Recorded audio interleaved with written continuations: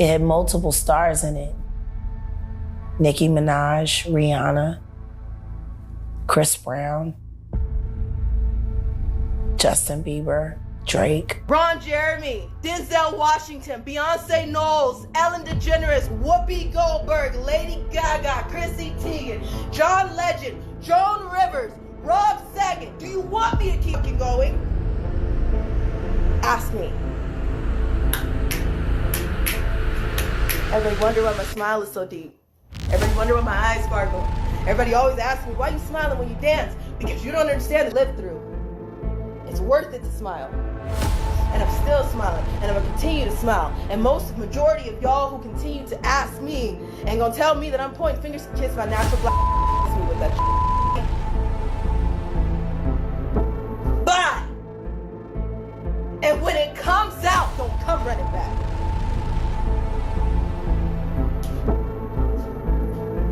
I shouldn't have to get this nitty gritty for people to wake up. I shouldn't have to say something like that for you to be like, oh, she's probably telling the truth. It is pathetic that people gotta go here. It's pathetic that it's gonna take somebody to say it was me for somebody to understand. I'm gonna stop yelling though. I mean, he actually caught HIV, like having like a lot of women. Oh yeah, let's just go down the rabbit hole of all of his sins. I'm just saying. You want to know what's wild about that though? He faced that head up. He did. And he didn't stop. And he didn't stop doing what he's done. He an advocate. Now he did that. And period. Listen to me. He faced that head up. How many dudes is running around undetectable? G. Come on. In the game. Man. Because I could tell you 20 right now that I could rattle off names, and wouldn't nobody be able to sue me. If you thought hip-hop's darkest secrets would remain buried forever, you're about to discover just how wrong that belief really was. Tonight, Jaguar Wright drags the industry's biggest names directly into the spotlight, exposing Diddy's freak-off parties as dangerous playgrounds where silence isn't just bought, it's enforced. We're discussing chart-topping stars who didn't only risk their careers, but everything they ever owned. When stories about A-listers allegedly contracting HIV from the same man are supported by a fearless insider, denial stops being protection. It turns into something darker. This isn't merely a list, it's an exposure. And if you ever believed your favorite icons remained untouched by scandal, prepare yourself now. Their hidden stories are now being dragged into the open. We've all heard whispers claiming every afterparty hides something ugly, but rarely does anything actually surface yet. Tonight, Jaguar Wright steps center stage, ready to tear apart the industry's wall of silence piece by piece. She doesn't tease shocking truths, she throws them directly into the spotlight. Because Jaguar doesn't just claim to know about Diddy's infamous freak-off parties, the way she speaks makes every word sound like an accusation. He actually caught HIV, like having like a lot of women. Oh yeah, let's just go down the rabbit hole of all of his sins. I'm just saying. You want to know what's wild about that though? He faced that head up. He did. And he didn't stop. And he didn't stop doing what he's done. He an advocate. Now he did that. And period. Listen to me. He faced that head up. How many dudes is running around undetectable? G. Come on. In the game.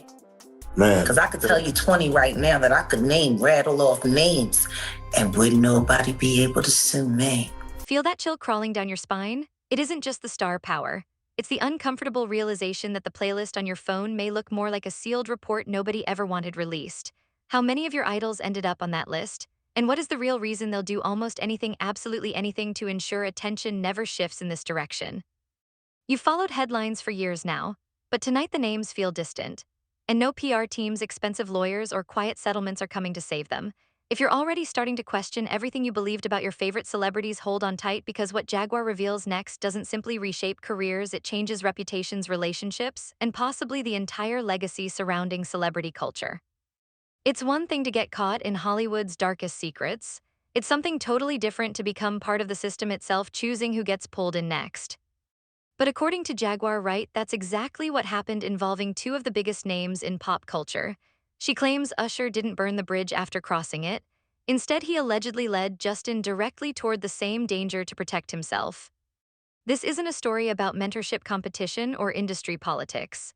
This is survival at its darkest level, passing down not only fame and opportunity, but also the baggage, trauma, and risks that allegedly came with being connected to Diddy. I don't No. recall. I don't recall. No, because I think if a victim comes out against Usher, it'll show how egregious this because if he can be a predator, then anybody can be a predator. Can't smile in your face the whole time. You feel what I'm saying? Like, people look at Usher, they don't see that. They not seeing the victim. They not seeing that boy that got rushed to the hospital. They not seeing what the intentions was in his heart when he took Justin Bieber there.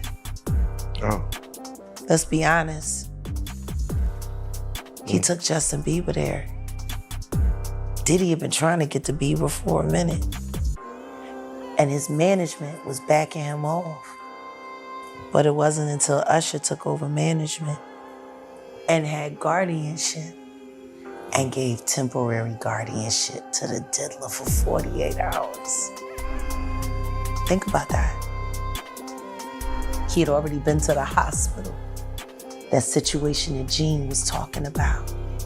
And you still took Bieber there, but you got custody of him first. Diddy had already tried. They wouldn't let him. Actually, someone made reference to the fact that Diddy trying to get at Bieber the way he was trying to get at Bieber was looking a little predatory. And then Usher came in and discovered it and managed him and got custody of him and promised to look after him. And then he sent him to the diddler. Does that sound like a good guy? It's horrible. It's horrible. Does that sound like a good guy? Now that we know what Diddy's really like, what kind of tool do you gotta be to take another boy, another talented boy, and put him in your place so it ain't gotta be you no more?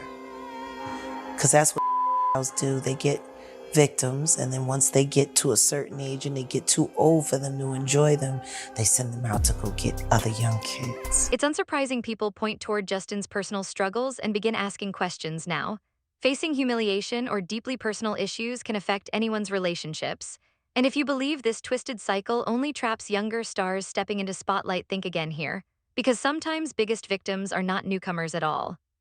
Sometimes they're legends, pioneers, the names that built culture itself of it all.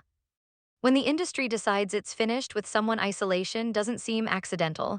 According to these claims, it becomes the final stage of being pushed aside.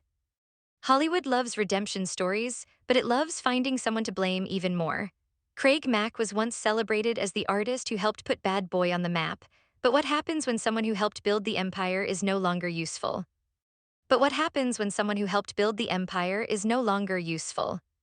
According to Jaguar, Diddy didn't just walk away. She claims Craig was left shattered, struggling, sick, and forgotten, while the industry moved forward without looking back.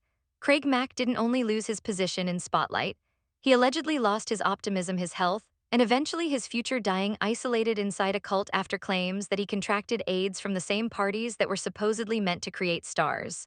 You know, the next thing is, man, Craig Mack was the one that jumped Bad Boy off. And and it got so bad that Craig Mack, who died from AIDS, that man, he got brainwashed so bad from Diddy and got done so wrong, the man went to South Carolina and joined a cult with his family until he died of AIDS a few years ago. The man refused service for AIDS. And the cold part about it, man, if y'all go check the video, right? At one point, he was gonna try to delete Diddy.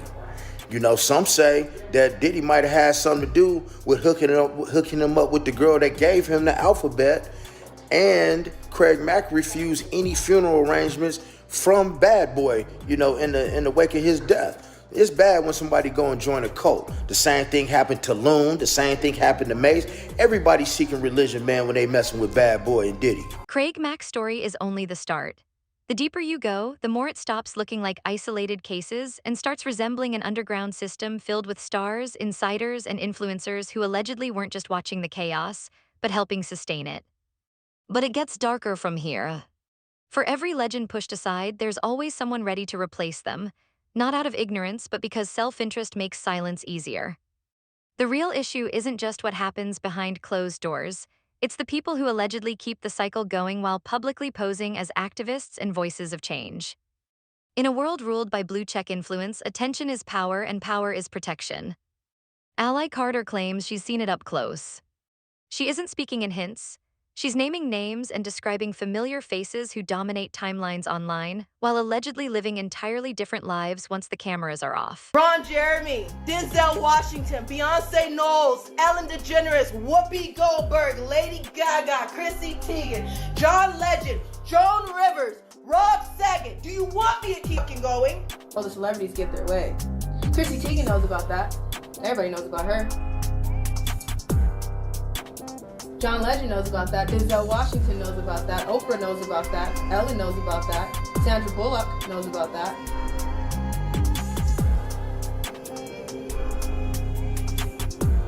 Unfortunately, after a second, Melissa McCarthy knows about that. Jimmy Kimmel knows about that. Does everybody want to leak names? The list goes on. You know, it'll tell you who doesn't know because they were the ones, so adamant. They were the ones filling the social media all April, March, February, and January over traffic. Who was that again? Oh wait, that was no one. Because, hashtag Me Too went viral.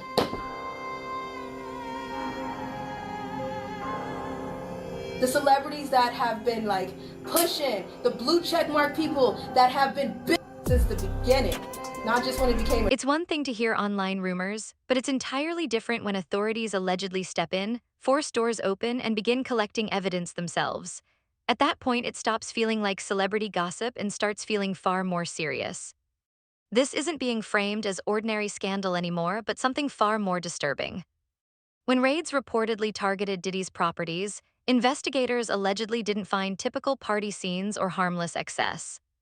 Instead, these claims suggest they uncovered evidence pointing to something larger, more structured, and deeply embedded, something critics argue looked less like chaos and more like an organized system operating behind closed doors. At the time, we only speculated that investigators collected electronic evidence, but now we know for sure. According to the indictment against Diddy, investigators seized more than 1,000 bottles of baby oil and lubricant from his home. The court doc states these items were used in something referred to as freak-offs, which were elaborate and produced performances that Combs arranged, directed, during, and often electronically recorded. In arranging these freak-offs, Combs, with the assistance of members and associates of the Combs enterprise, transported and caused to be transported commercial across state lines and internationally. According to these claims, this is being presented as the proof, not just isolated behavior or a single night of excess, but something far more organized involving power, influence, and control. But the argument doesn't stop at alleged evidence. It shifts to who was supposedly present repeatedly in the same environments over time, not one-off guests, but familiar names said to be part of those circles. For years, Diddy's so-called Black Book has been talked about like a mystery, rarely explained in detail. Now, Brother Bal is allegedly speaking more directly. He claims Will Smith wasn't just present, but a recurring figure in those spaces, alongside Dwayne Martin within the environment surrounding Diddy's gatherings. These claims suggest these weren't isolated appearances, but repeated involvement in places where silence and secrecy were allegedly part of the culture. I saw that when I walked in them. If you think a public denial proves innocence, think again. Watch Will Smith on stage forcefully shutting down any mention of Diddy-related rumors with a defensive reaction that raises more questions than it answers. I don't have to do with Puffy, so y'all can stop all their videos. But not everyone who moves through those circles comes out stronger or more successful. For some, the cost is heavier than the fame, regret, pressure, and public breakdowns that money can't fix. In YK Osiris' case, things reportedly went the other way. Despite trying to navigate the industry, he still faced setbacks, isolation, and heavy public criticism. And when emotional moments appeared online, many only saw the surface, missing the deeper pressures behind it all. Family calling, man, I need this, fuck buddy. This shit is not right, man.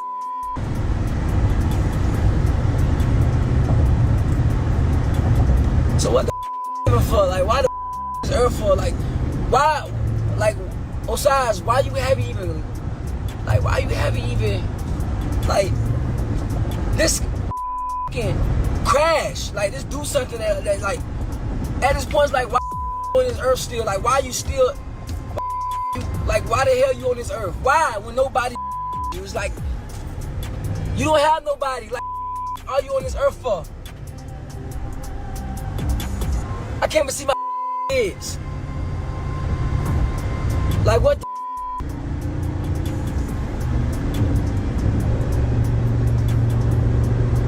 haven't made no music. I haven't made no money for music in like two and a half years. When you're dealing with powerful industry players, risking your reputation, dignity, or future doesn't guarantee loyalty or protection.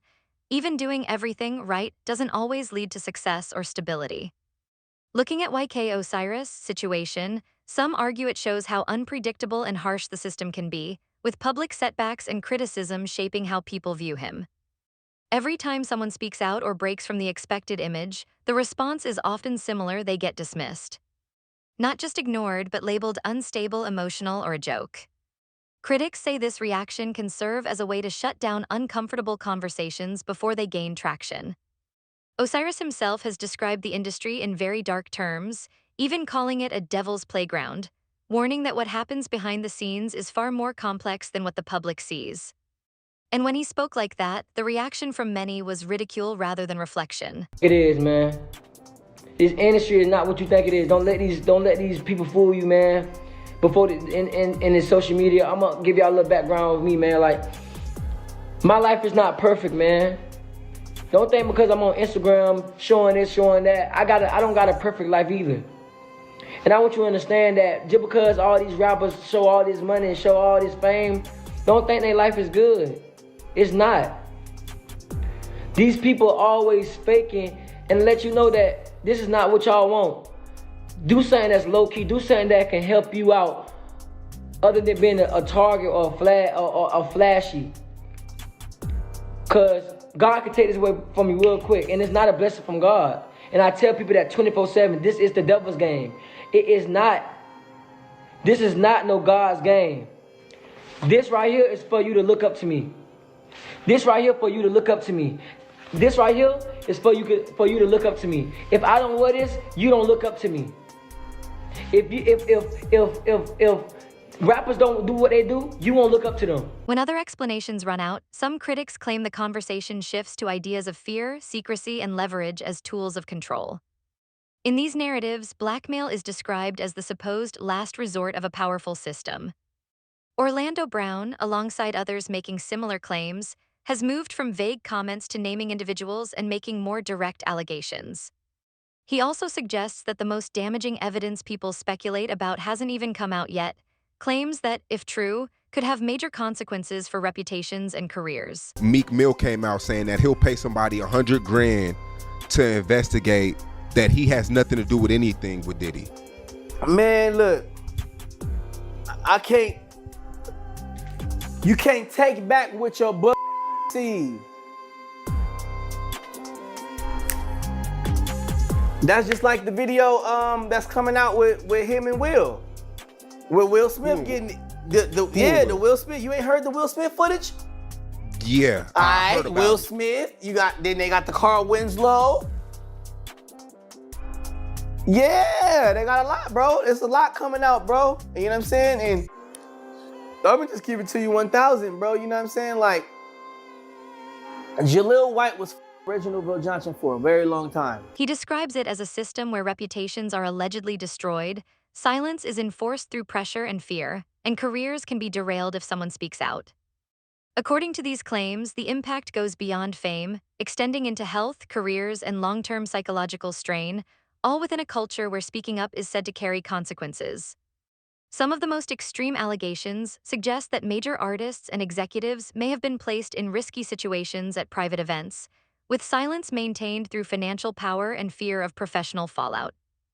And now, even some legal commentary being referenced in public discussions suggests that what's emerging behind the scenes could become too large to ignore. Do you think the videotapes will ever be released? Ooh. Do we live in America? He said, there's a dog poop. Because I will tell you, if you just pay attention to the testimony, there were videos on an iPad that the employees had access to, right? And you can't tell me, anyone who's watching this, they've been anywhere and something was going down and somebody said, hey man, give me a copy of that. Right? Yep. I mean, we can go back to the R. Kelly tape. That was VHS. Right. You know how hard it is to make a copy of a VHS? and it was probably 30 or 40 of them tapes in every neighborhood. Right. Right? Now we talking about digital. Now we talking about, hey man, airdrop me that video. Right. Right? Hey, spread like wildfire. Exactly. Because I am pretty sure either through the dark web or through one-sided consent of some sort, it's going to be released. This is being framed by some as something bigger than embarrassment or scandal, an alleged pattern at the highest levels of fame where silence becomes part of how the system operates. Jaguar Wright has pointed toward some of the industry's most controversial stories, including discussions around Whitney Houston's final days. In these narratives, attention often turns to the people around her at the time, including Ray J, and overlapping industry circles involving major figures like Diddy and Clive Davis. Some claims reference tension, unanswered questions, and details that were never publicly clarified, followed by limited public discussion after her passing. Other versions of the story suggest that not all information was ever fully addressed in public, which has fueled speculation and ongoing debate. According to these claims, the situation is far more complex than what was ever confirmed in official reports or public statements. That's how Clive did it. And then the next thing you know, she's Jay. And then it's Grammy time. That happened. And her and Clive had a fight 2 days before. And from what I was told, Bobby Christina was present for some of that fight. And then the next thing you know, she's dead. Ray J was the last person to see her alive. He let the drug dealer in, but she was sober, right? But he let the drug dealer in that gave her the shot. Leola has said, Leola Brown, Bobby Brown's sister, has said on several occasions that she was beaten. They saw her body. She didn't just die in a tub, like she was beat up. And Brandy was the one that found her. But you know, they pledge allegiance to Clive too. According to Jaguar Wright's claims, Ray J is sometimes portrayed in these discussions as someone who may have been present during parts of Whitney Houston's final period and chose not to speak publicly, despite ongoing rumors and commentary online. These conversations also reference alleged inconsistencies and unanswered questions that continue to circulate in public debate about what happened behind the scenes. Some versions of the narrative suggest that sensitive information, including rumored personal or medical details, was handled privately and never fully addressed in public statements, which has fueled continued speculation. In these theories, the most unsettling point raised isn't just what is claimed, but how quickly the situation became closed off from public scrutiny after her passing. Gave that note to Brandy. Brandy read the note, got scared, and went back and told her brother Ray J. I believe Ray J went back and told Diddy what was in that note, and I believe Diddy went and told Clive Davis. I believe Diddy told Ray J to go in that room and get her nice and comfortable, and when she's relaxed, give me a call. If claims surrounding Whitney Houston's final days are viewed as too sensitive to fully unpack publicly, it can naturally lead to broader questions about how many other stories in entertainment remain partially unspoken or never fully clarified. From this perspective, some argue the industry contains moments that are widely observed but rarely officially addressed, where narratives are managed while interpretations continue to circulate. Even with strong PR control and financial influence, rumors often persist outside official channels, shaping public opinion in ways that are difficult to fully contain or correct. Gene Deal is sometimes referenced in these discussions as someone offering interpretations of industry events that remain widely debated rather than conclusively settled. Everybody kind of knew back in the day that Meek Mills and Puff was a little too friendly. Anytime two rappers or two people in the industry come dressed up alike? Online discussions have noted changes in Meek Mill's public presence over time, with some people speculating about his connections within certain industry circles. Much of this conversation is tied to talk around Diddy's private events, where attendees and online commentators have long shared different interpretations of the atmosphere, though very little is ever confirmed publicly. As rumors circulate, details often get mixed with speculation, making it hard to separate observation from assumption.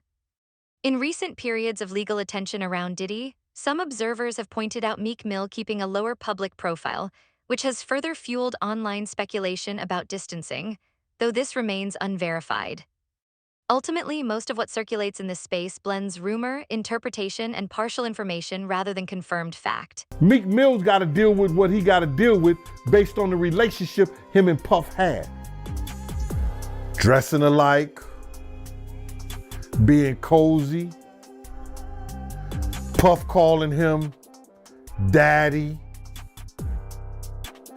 saying little innuendos to him. People are looking at that and saying Meek Mill is wrong for saying no Diddy. But you can't tell a man how to spend his money and how to make love to his wife or his Diddy. Diddy had rented a mansion out for Meek Mill's birthday party, and he had rented it for like $25,000. I remember we rented one of Cher's mansion out, you know what I'm saying?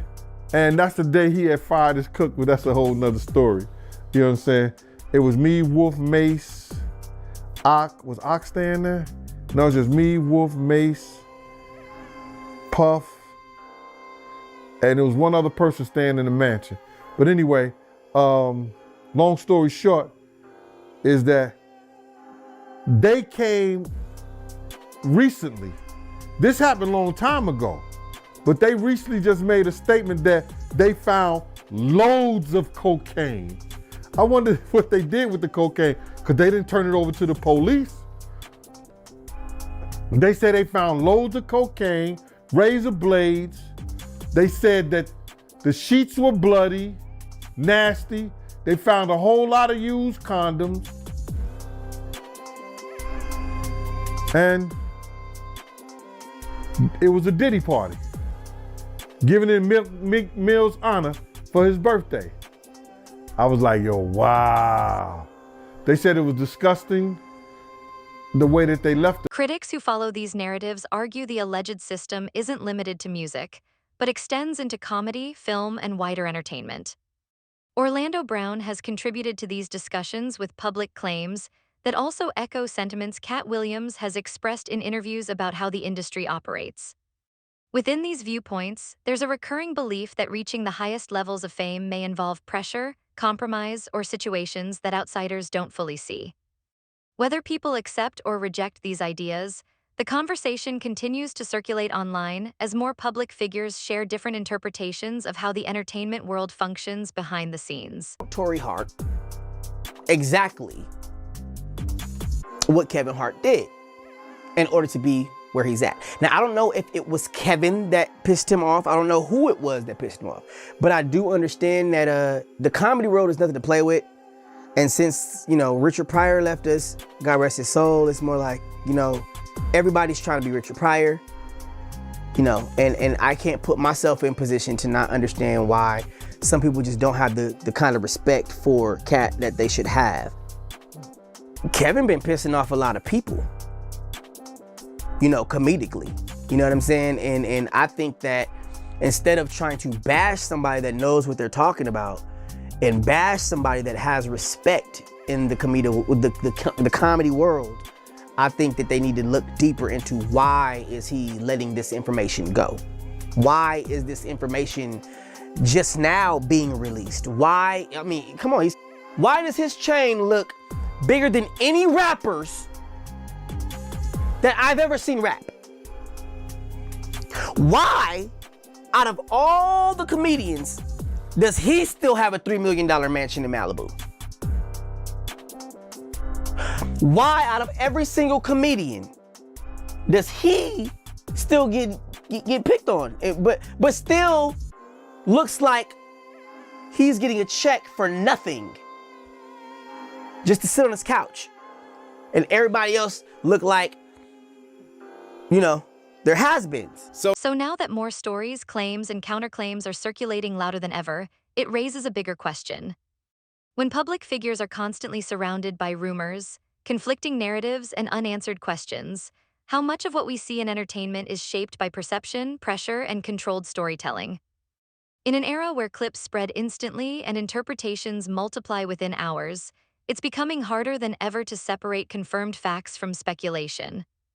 The real question isn't just what people believe, but how those beliefs are formed, and how quickly narratives can shift in real time. So the question is, in a world full of competing versions of the truth, what can audiences actually trust anymore? If you enjoyed this breakdown, stay tuned for more discussions like this.